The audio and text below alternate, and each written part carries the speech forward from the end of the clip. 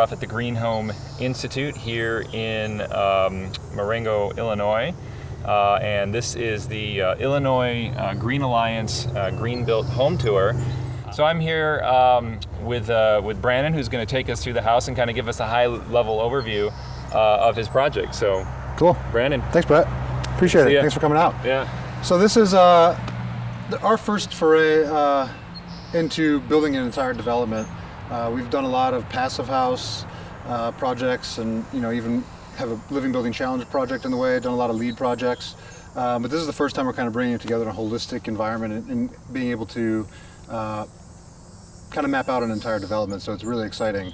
One of the unique elements of what we're doing here is kind of mixing a conservation first approach using the passive house principles to reduce the loads as much as possible, and then coming in with renewable energy. As you see on the roof, we have a little bit over a 6 kilowatt array here, and then we have a 20 kilowatt hour battery downstairs. So this house is able to store the energy it produces, all of it. We don't backflow the grid, so we're looking not so much now in Illinois, but you look at California and they have kind of the duck curve problem where they overproduce during the day and kind of dump that energy in the ground. We're trying to get rid of that kind of paradigm here. So looking to store all of our energy and then be able to offset all of our peak power. Once that sun goes down, we can still run through the evening and have most of the year enough to export about 300% of that energy to the surrounding area here. So that's pretty exciting in terms of energy and a carbon reduction standpoint for sure with this house. In terms of the health and wellness elements, those kind of are on par with the things you've seen us build, a lot over the past many years. So Right. And so this is a whole development, right? There's more homes going to be underway. Correct. Like yeah, this around the area? 28 lots here, yep. Okay, great. And this development is on the grid though, right? It is on the grid. Well, that's the kind of the cool thing. The infrastructure was in a decade ago from a previous developer. Okay. But what that allows us to do is, partnership with a utility company and be able to, backflow into the energy grid all this excess peak power and offset all the neighbors that aren't in this community but that are local enough to use it to offset their peak power energy too, which is the dirtiest energy. So it's really great from a carbon reduction standpoint, better than what net zero energy is for sure. Great. Well, let's go inside and look at some more. Sounds good. Thanks.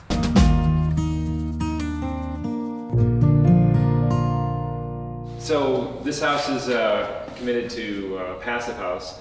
So just tell us kind of what that means from an energy efficiency envelope, HVAC, and then how how this house specifically, it's what you've done uniquely to that. Sure. So yeah, from passive house is one of the world's most stringent energy certifications, like I mentioned earlier, also a building science certification. The things that incorporate that, we have sub-slab insulation that it's continuous, and then also continuous insulation from the footing all the way up to the roof line. 5.5 inches on the outside of the wall assembly of the above grade. And then we have another R23 in the cavity. So a really highly insulated wall, somewhere in the 60 range. And then we have R90 up in the attic space. We have also air tightness is key. So making sure we have continuity in our air barrier, which creates the environment that we can then condition really efficiently. To condition it, we have air source heat pumps. We have ducted units on the second floor and the first floor, so you don't see them. They're just wall registers again, kind of what people are accustomed to. Invisible kind of heating and cooling that just runs really silently. You don't hear them, which is a nice benefit of those, and they're super efficient. So and all electric, obviously. All these things are key important for us, and passive house looking to eliminate combustion as well, and so that's an important feature. So a lot of folks are sometimes concerned, especially being here in a cold weather climate, about these systems. So, is that a concern anymore? And did you consider geothermal or a ground source heat pump, as they call it? I guess, is it a concern? We've had projects now that have been using these for, I want to say, the past 10 years. Right. And this past winter was the first time that was really a concern before it happened, when we got those 3 days in a row of negative 20 degrees Fahrenheit. Right. But our homes operated really well. The heat pumps did shut down, but because the envelopes are so efficient, they were able to keep that heat in, and the houses didn't really get out of comfort range. So it was really nice efficiency. What we'd look to do, and kind of what we've done with some past projects, is have like a little backup, electric radiant either under a floor tile, which we have in this house here, for those backup scenarios, or you can do electric baseboard. Only operating, like, I think the pump shut down after negative 17 degrees. They're rated at negative 15, but they actually went higher than that, or lower than that. So, yeah, just having a little bit of backup heat would be the only thing you would need. And some of those systems come with backup heaters built in, right? You can do that too, yeah. Yep. So it just made more sense to go that route right. as opposed to like more expensive drilling or. Correct. Yeah. You know, to me that doesn't so make sense. Like at least the pricing of drilling locally here. Yeah. Now that we have a development with multiple homes, maybe sharing geothermal wells across multiple projects. Sure. That may make that price a little bit different situation. Mm-hmm. But for doing a one-off model, we stuck with the systems that we've been using for many years now and feel really comfortable with. Mm-hmm. So with everything that you're doing, obviously you're able to get I assume the energy demand of the project down very low. So kind of what's really trending now is the net zero movement, right? So it's usually defined by amount of energy you produce by renewables over the course of the year, equaling or being greater than what you consume, correct? Correct. But that doesn't seem to solve the real issue that we really need to solve with the grid, right? Because then we're just overproducing in the summer and underproducing them in the winter, right? Right. So in what ways does this project stand out to help assist with that? Sure. So we sized our solar so that we can, store all the energy we produce. So this is a 20 kilowatt hour battery. It's able to store what we produce from our 6 kilowatt array, and also gives us the resiliency element. So if the grid does shut down, we have a backup power source here. We can use this to get through the nights. As you see, our battery status is not full right now because they were using the battery for powering this home through the evening hours and this morning until we start getting the higher production back again. And then also the really cool feature is that with this unit, it has a bunch of automation features in it. So if power does shut down the resiliency, you can start, from your iPhone, determine which circuits you want to power. And that way it tells you, okay, if you power these many circuits, you're going to get this many days of resiliency or backup out of it. So you can kind of determine based if it was just a thunderstorm or if you're in a blizzard that is, you think it's going to be a 100-year storm or something. Days. Right. You just kind of figure what you want to use to get through that period. So okay, it's pretty neat. Interesting. And then also, I guess, is the element that we can actually use this to backflow the grid at peak power. So we can use it for our own peak power, but then use it to power surrounding areas. So every home in this community will have a 20 kilowatt hour battery system. With that, we'll be able to store and, I guess, backflow to the grid over 0.5 megawatt of energy, which is pretty huge. So we're really excited about that and the implications that may have to being able to become like a true microgrid community. Right. But still have the grid connections to help offset carbon emissions from the greater grid as well. So there's a lot of cool benefits we can do. We can also have frequency stabilization for the grid so that we can become a grid asset instead of a grid liability for sure. Is there any way either now or potentially in the future for a project like this to where if the big grid goes down and maybe a couple homes are doing better for whatever reason, their solar is doing better than another one, can they share internally here or are they still their own individual? Yeah, I mean, we have the ability based on the way the development is laid out from the infrastructure perspective to, in the event of an outage, shut down the connection to the grid and island the community. Right. So that, we can share and pool energy throughout this Wildwood community of 28 homes. Okay. When the grid comes back on, that switch would rise back up and we'd go back to normal operation. Sure. So we can have, again, become a grid asset, but also give this community specifically a really good resiliency in terms of, in the event of an outage situation. What about time of use programs where you can, where some utilities charge you different amounts during different times of the day? Does that go on around here? Is there any benefits? You can elect into that, and it definitely makes sense for us because we can program this to, push and pull what we need and determine what loads we want to use when. Time of use could be a benefit for a project like this where we have the ability to produce energy, store energy, and then use the energy automation system when we want to. So right, and that a lot of that takes away the user actually having to think about it too much, right? They can set it up and right. They can program it, or they can still play with it on their phone if they want to. So it yeah, depends how technical or how far people want to get with it. But it leaves the options open for sure. Right. And then when you went to go select systems, just different battery systems, I mean, are they all kind of relatively the same, or you just find that this one served the needs here? The Sona, this is the EcoLinks 20 product. And what we liked about them was, one, the chemistry, being a health and wellness aficionado for our homes, wanted to make sure we were doing the best thing for that. So the chemistry of this is the safest chemistry that exists for residential type battery storage systems. So we really like that. The home automation elements of what you can program and what you can do remotely or within the home is a really neat benefit as well. And then the size of it, there's not too many residential systems that go up to the 20 kilowatt hour range. So being able to do that off of one unit was really cool. Great, great. And the last question I had on your ventilation systems. Are you tying those into the whole house, or you still have separate systems for the cooking and for the bathrooms? No, point source. The energy recovery ventilator, the ERV, is handling the entire house. So we're exhausting all the bathrooms, kitchen, laundry, and then supplying to to all the living spaces within the home that fresh ventilated air that we've exchanged the energy from, but not cross-contaminated. So you get fresh, clean, filtered air throughout the entire home, and also that exhaust air out of those areas that you want to keep airflow moving through. Right, and eliminate some. Right. If you're showering, get rid of the humidity levels in the bathroom and that kind of stuff.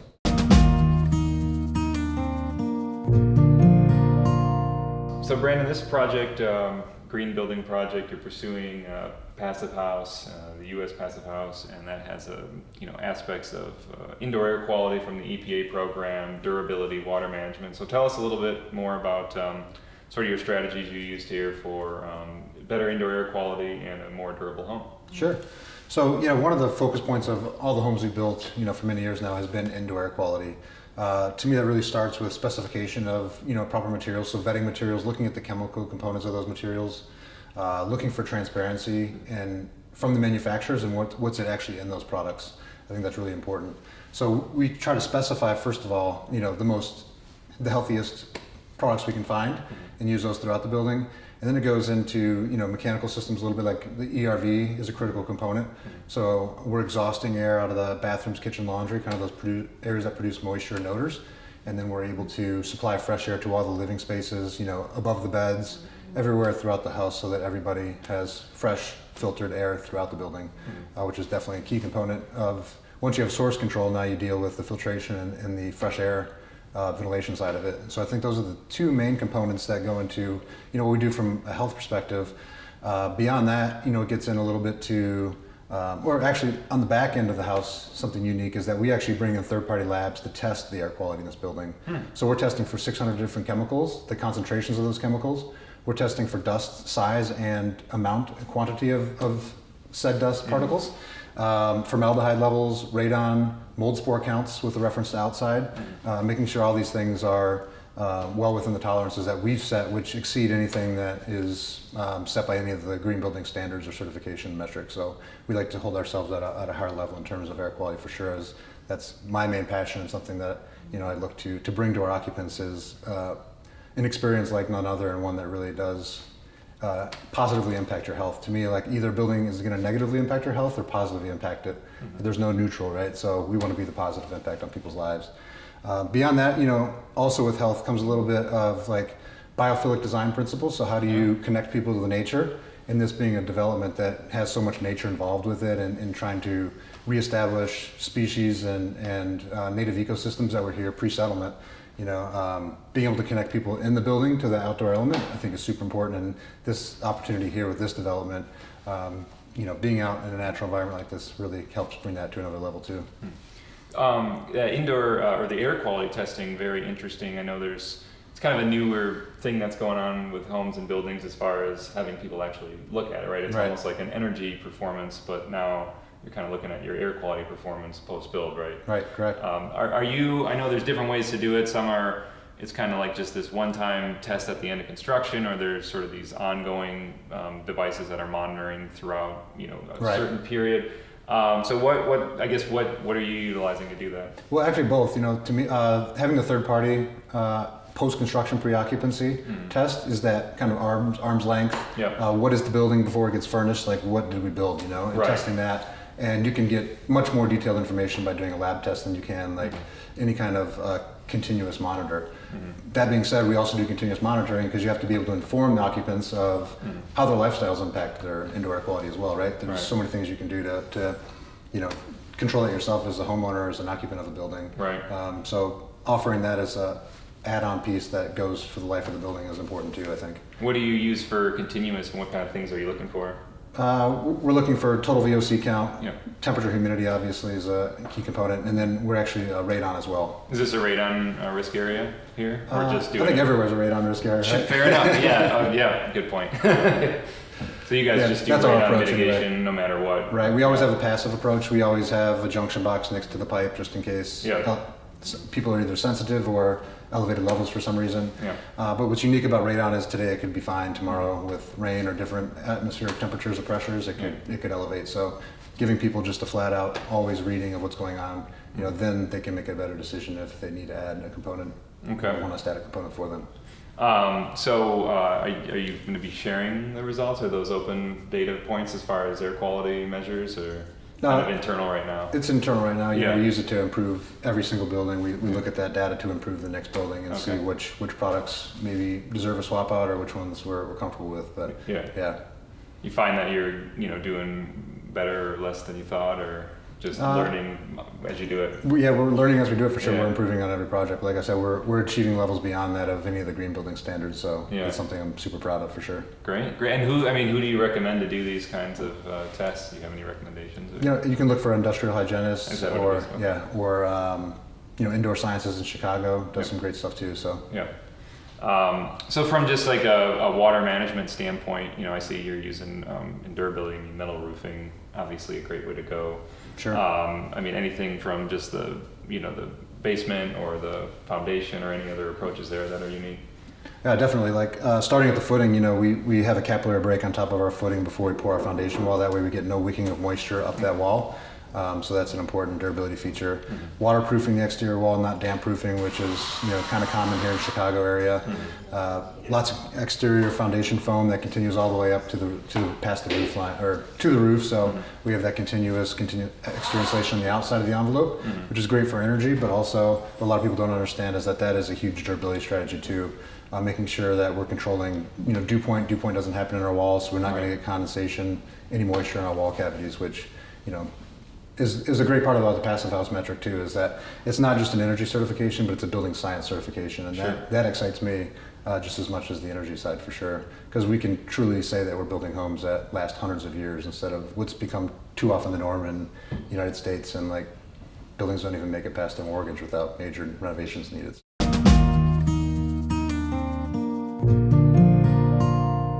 So Brandon, standing here in front of this fireplace, just kind of looking around the house, looking at the mechanicals and everything, is there any gas in this house at all? There is no natural gas in this house or any kind of combustion fuel in this house at all. We are 100% electric.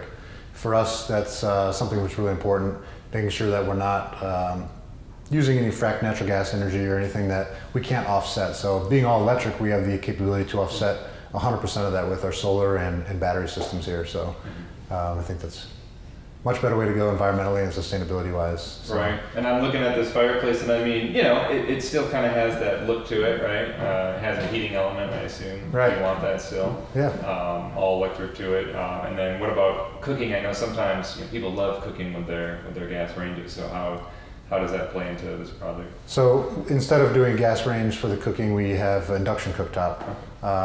It's kind of the new paradigm in electric, or kind of a new product in electric cooking, I guess. Not the electric radiant that people were familiar with from back in the 80s or early 90s, but actually a super efficient way of cooking it. Over 90% efficient. It only heats the pan itself. You can pull the pan off and touch the surface, pretty close thereafter and not burn yourself.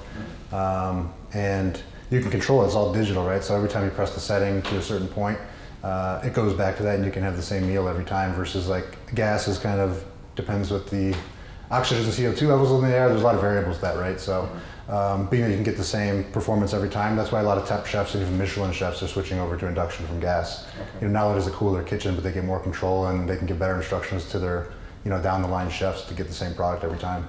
Great. And tell us a little bit more about some of the natural finishes and the features of the house. Sure. So again, going back to the health and wellness elements, trying to incorporate as many natural materials was really important. So we have this great Douglas fir flooring, matching beams and kind of the exposed T&G above as well. We get connection to nature through all the glazing we have, and the glazing is kind of oriented for views as well as solar energy in the wintertime to get that free heat source. And just, yeah, connecting to natural materials is really important from a health perspective, trying to relate to the way we've evolved as a species if you take it back that far. And fire is definitely one of those natural elements that appeal to people. So people, if they want a fireplace in a passive house, it's possible. You can do electric. We've done, 3 seasons or 4 seasons, or even like screen porches that have a really nice fireplace feature, but it's outside of the building envelope, outside the air barrier, so you don't get that air infiltration and the energy implications of that. You mentioned this being electric has a heat source to it. It does, but when we use it, we don't turn that heat source on. That's something that would actually overheat this space. Because this house is so efficient, we have these heat pumps running, and they run low speed and a lot of the time, which was where they get their efficiencies and keep the house really stable. So fair enough. So the house is going to be nice and warm, still get the aesthetics and the look of it. That's correct.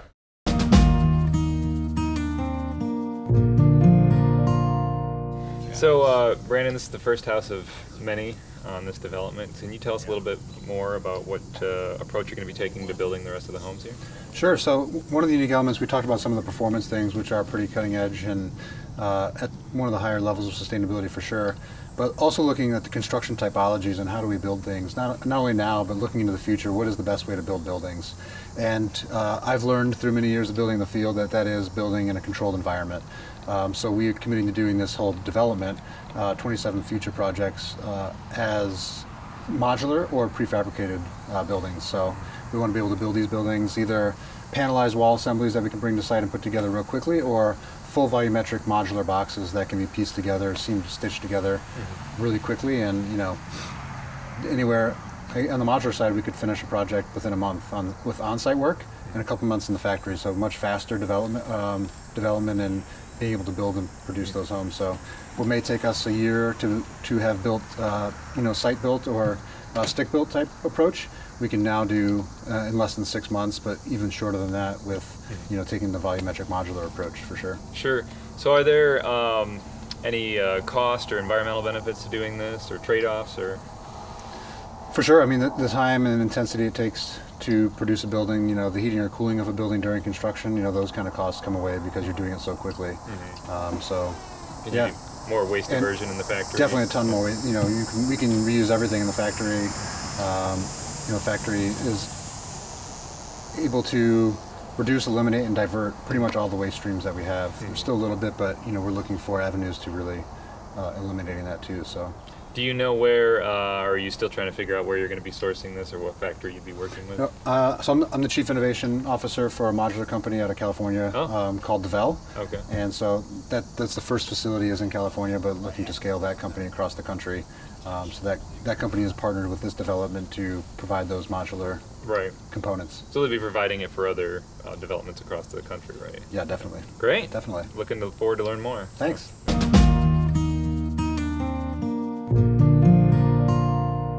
Driving into this place, looking around, looking at the road, looking at everything, I mean, it's not your typical subdivision that you see around. So can you explain kind of what we're looking at here? Sure. Yeah, so, it's a beautiful natural environment here to have a community that's focused on the environment, right? We're in lots of natural habitat around here and reestablishing some of those. So the partners in the community, Siebert Landscaping and Bluestem, or Ecological Restoration Company, that is trying to reestablish what was this ecosystems within this development, pre-settlement. And they're doing a great job reestablishing some of the, native wildflowers and things like that, reestablishing some of the wetlands like behind us, and looking holistically. If you're going to produce a sustainable development and sustainable homes, they belong in sustainable development. So this is kind of our first opportunity to work within a holistic approach like this, where a community kind of follows all the principles that we're interested in. And also looking at cool amenities within this development, like hiking and biking trails, CrossFit trail that's going to have some exercise stations throughout to kind of get people connected again with that outdoor environment. Year-round too, we want to have year-round. So down the way here behind, in this oak savanna, there's an area that we're going to fill and be able to do a skating pond. So just cross-country trails, you name it. We're going to have a swimming pond in the development as well. So just to be able to, again, offer activity and that outdoor connection for people, occupants that are living here and the guests that come to visit them. Mm-hmm. So, just looking at some of the unique features and the type, the road here itself, what's going on with this road, and is there, maintenance to it that might be unique or different, or how does that go? So yeah, the road is permeable pavement throughout the whole entire development, which is great. Like that means we're not running stormwater off into these beautiful wetlands or affecting downriver watersheds Right. with whatever pollutants that they're picking up from cars and things like that. So this is able to just replenish aquifers, filter itself as it goes hundreds of feet deep to refill those aquifers. So that's a great strategy. In terms of maintenance, just keeping kind of some of these gaps in the gravel exposed so that it can absorb that. That's as easy as sweeping trucks and things like that. And as far as the wetlands go, they pretty much maintain themselves, right? I mean, For sure. I mean, Yeah. they're trying to get rid of invasive species Right, yeah, through here and things yeah. like that. But once it's reestablished fully, and the natives or the yeah, the natives invasives are outta here. The invasives Yeah. are gone, and no, you don't have to mow. I mean, not tons of mowing going Right, on. exactly. to keep it up. yeah, and beautiful areas to hike and explore and get to know. I actually saw, it was crazy. I saw a lizard that was about this big when we were building the house we toured before. Okay. Come out and it was like chasing one of the workers around with this little screech, and we had never seen anything like that anywhere, like in the Midwest. And Huh. so it's cool to used to get to see like animals and things that maybe never seen before just coming out to this development. So that was pretty fun, and that was kind of one of those aha moments throughout the build process where looking at the connection of nature and what lost species may be and things like that. So Sure. Awesome. Thank you. yeah, thank you.